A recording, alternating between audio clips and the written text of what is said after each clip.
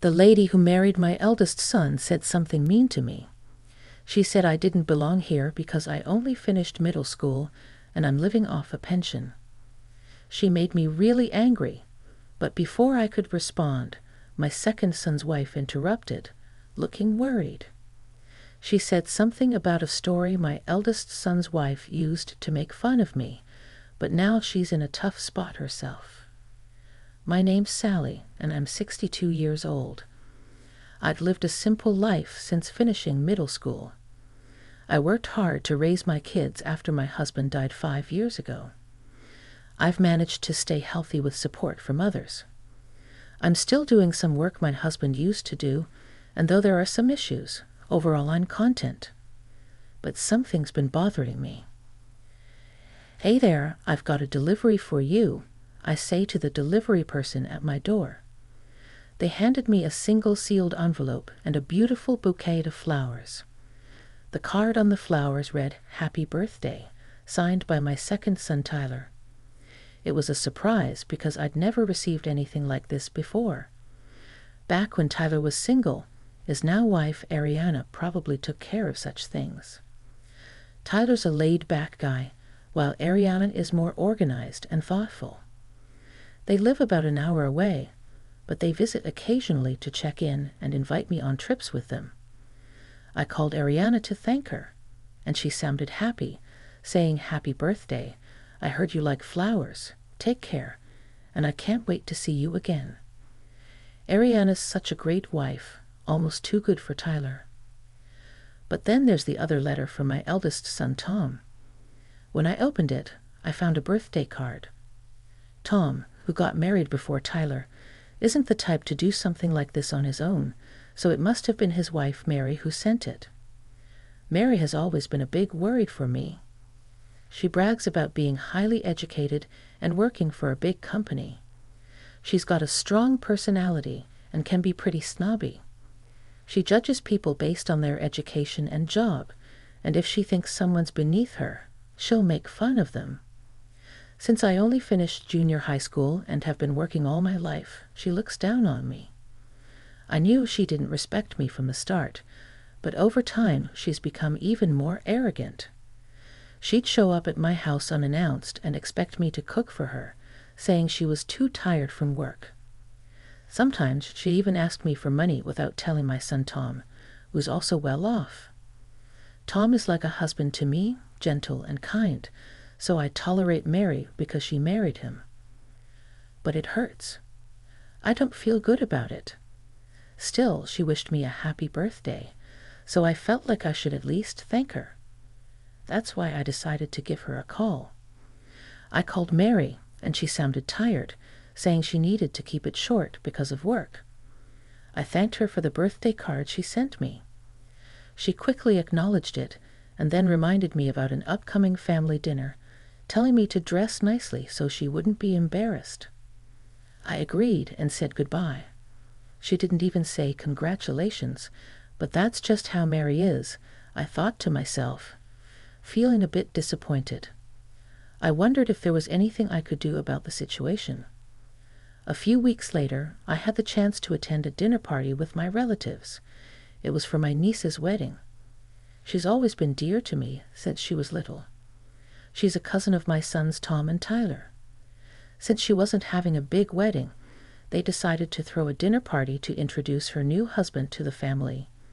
Tom, Mary, Tyler, Ariana, and I were all invited. As we walked through the courtyard where the party was being held, I commented on the nice weather and how lovely my niece looked in her kimono. "You look great in your kimono, and it fits perfectly in this courtyard," I told her. "Well, it's a proper place today, and I haven't been here in a long time," she replied. "I wish I had worn a kimono too. This restaurant is really nice and luxurious," I remarked. "Oh, come on, I can't afford to buy you an expensive kimono for a place like this," my niece replied. "I know, I'm just saying," I said with a smile. As we chatted, my eldest son and his wife arrived late. "Hello, wow, you're dressed up nicely," I greeted them. "Hey, you don't have to say it like that." My son Tom tried to intervene, but Mary seemed annoyed. "It's almost time to go in," I said, leading everyone inside the restaurant. Around 30 relatives had gathered, and many of them came to greet me. "She's very well liked, isn't she?" Someone whispered. "Is it out of pity after all?" Mary muttered nearby. I ignored her and took my seat. My niece and her partner greeted everyone, and after a toast, the dinner party began. I had expected the restaurant to be in a rural area, but the food was impressive. They even had a good selection of steak. "It's no wonder they were featured in the Tokyo magazine," Mary remarked, enjoying her meal and drinking a lot of steak. The dinner proceeded peacefully, celebrating my niece's marriage. I was relieved to see that her partner seemed like a good person. "Incidentally, I heard you graduated from the University of K and worked for a famous bank," one of the relatives mentioned. "Yes, that's correct." "I'm grateful to my parents for supporting my education," my niece's partner replied nervously. "That's good, university. Ah? Well, I graduated from W University myself. I'm a CEO at a big company," Mary chimed in, even though nobody asked. She seemed eager to show off her education and job. Tom tried to stop her, but Mary kept going. "In today's world, your education really matters, don't you think?" she said. "No, I don't agree. There are plenty of respectable people regardless of their education," my niece's partner replied firmly. But Mary didn't stop. "I believe those who went to K University would understand that there are things only educated people can grasp. People without education are, let's say, at a lower level, right, Sally?" She suddenly turned to me. But I already knew where this was going. "I'm not sure, Mary. Maybe you've had a bit too much to drink. Why don't you step outside for some fresh air?" I responded calmly, but it seemed to annoy her. "What's wrong, Mary? You're being a bit harsh," I said. "Did you just tell me to leave even though I have a college degree and you only finished junior high?" She snapped back. "I don't get it. What's your problem?" Tom tried to intervene, but I signaled him to stay quiet. It was time to address this once and for all, I thought. "Mary, if you have something to say, say it," I encouraged her, though I already knew what was coming. She chuckled and then began, "Let me be frank. If I were you, I'd be too ashamed to show my face in front of the family. You only finished middle school and have no qualifications. Everyone, including my niece and her partner, was watching us closely. I haven't seen you doing much since your husband passed away. You're unemployed at 62, nowhere near retirement age. Where I work, people are dedicated, and I'm the main breadwinner," she continued, seeming to relish in it. "You didn't even go to high school, let alone a good one. You're in this situation because you lack qualifications. Isn't that pathetic? I definitely wouldn't want to end up like you, Aunt, though I don't have to worry since I work for a big company," she added, her words causing even the waitstaff to pause and listen. Then she dropped a bombshell. "Someone like you who only finished middle school doesn't belong here. It's embarrassing. You're just a poor person living off a pension. I don't want anything to do with you, so why don't you leave?" Mary's words pushed me over the edge. I had been trying to tolerate her arrogance, but I couldn't hold back my anger anymore. My nose twitched, and I fought back tears. I wanted to tell her to just shut up and listen, but before I could, Ariana, looking pale, interjected. Mary seemed confused as Ariana spoke. The relatives had various reactions. Some were bitter, some angry, some looked down on Mary, and Tom looked downcast. "What's going on?" Mary demanded. Ariana, trembling, explained, "Sally owns this restaurant." There was a moment of silence. Then Mary laughed dismissively. "Don't be ridiculous." "What are you talking about?" she scoffed. The manager and employees rushed to me. "Boss, are you okay? She's amazing. She's helped me so much." "Do you know what you're saying?" The manager yelled at Mary. She turned to Tom, bewildered. "Tom, what's happening?" "Wait, what?" "They're saying is true, Mary," Tom exclaimed. "Yeah, they're right.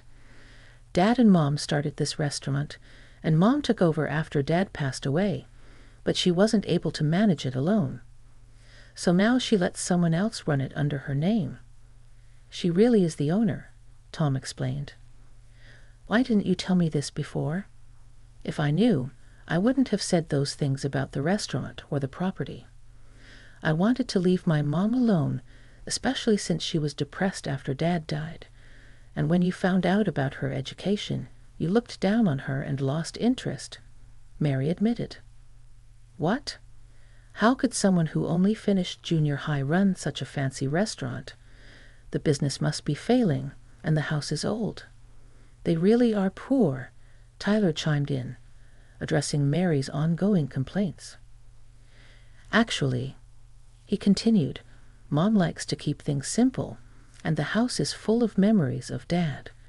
She owns a condo near the station and other properties she and Dad bought together. Honestly, I think she earns more than you do." "What the? This is ridiculous. You're just a middle school graduate. Stop talking," Mary retorted angrily. Suddenly, a calm voice broke through the tension. It was a man who looked around my age, dressed sharply in a suit. "What's going on here?" he asked calmly. "Who are you to butt in?" Mary snapped. "I'm the executive director," he revealed. Mary's face turned pale. "No, it can't be," she whispered. "I had no clue that one of Mary's relatives was causing trouble at her company, I thought. Frankly, Mary, your reputation there isn't great. I've heard you're overly critical of other employees and treat them differently based on their education levels. It's causing significant problems on projects," the executive director revealed, leaving Mary looking as if she might faint. "I'll look into this case, and I'll ensure my report against you is thoroughly examined. You might face demotion or even termination," he added. Mary looked like she was about to plead for mercy, but Tom stopped her, saying, "Enough, Mary. This wouldn't have happened if you'd been honest from the start. Do something about it, Mary." With a face burning red, Mary turned on Tom. "Fine, let's get a divorce then. You're always causing problems, even at such an important event. And now you're affecting work too. I can't be with you after the way you spoke to my mother who worked so hard to raise us," Tom responded calmly as I broke into tears. "Ty held me, and Ariana comforted me." Mary, feeling distressed, insisted, "I won't accept divorce or demotion." "This is ridiculous." The executive director intervened quietly. "You need to leave now." "I agree. This is an important occasion for us, and my aunt is a significant person. We don't want it spoiled. Please just go," my niece spoke firmly, watching the scene unfold. Mary was in disbelief and left the room, with the employees stunned by the turn of events. Tom apologized to everyone for his wife's behavior, bowing deeply. My niece reassured me, expressing her love and support, while Ariana leaned in to tell me she respected me. Tom also expressed his desire to divorce Mary, saying he'd be happier without her. I was taken aback by Tom's decision to divorce because of me, and I felt guilty, but Tom reassured me, apologizing for everything and promising to be more respectful to his parents. After we all calmed down, we finished the dinner without any further issues. A few months later, Tom and Mary divorced. Mary caused a scene and tried to seek alimony in family court, but her claim was unsuccessful. An internal investigation at her company revealed her problematic behavior, and she was transferred to a smaller branch office in another prefecture, effectively being demoted.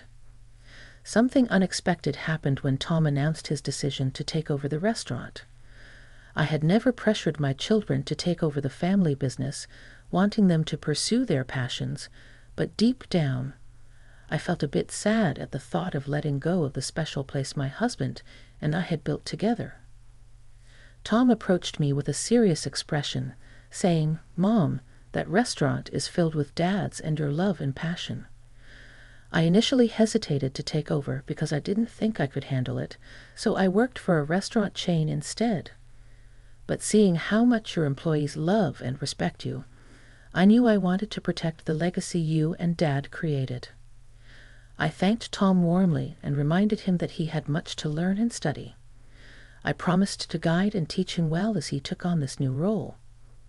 Tom began working with me at the restaurant, and I found myself busy once again, training him. A year later, on my 63rd birthday, as Tom and I waited outside our house, Tyler's car pulled up. Ariana stepped out, her voice full of joy, as she wished me a happy birthday. Tyler gently lifted their baby from the car seat, joining in the celebration. "Welcome all three of you," I greeted them warmly, finally getting to experience the joy of being a grandmother to my precious grandchildren.